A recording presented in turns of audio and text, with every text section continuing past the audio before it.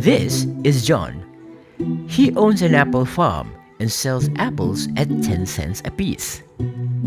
Stephen thinks that John's apples are reasonably affordable and often buys them from him.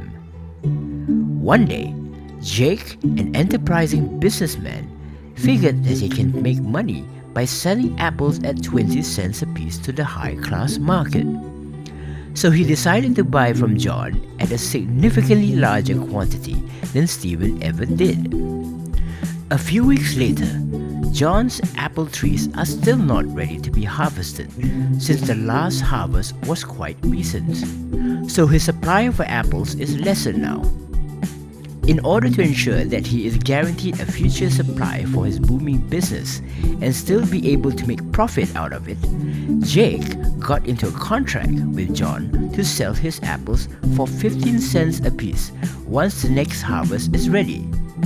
This gave both John and Jake a win-win business deal.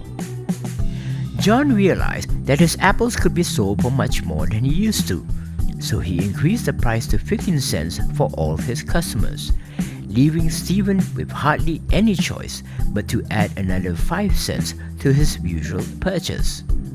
However, Stephen currently earns just enough wage to afford apples at 10 cents per piece. In order to pay the additional cost, Stephen would have to either save up, work harder, or borrow from a bank. Now, if Stephen chose to save up for his apples or work harder for more pay, he would be purchasing from John less often. This may cause John to reduce the cost of his apples back to where it was before. But if Stephen chose to take credit from a bank via loan or credit card, that gives John the confidence that his apples are still sellable at 15 cents per piece, and thus his apples will remain at that same inflated price. Like this video?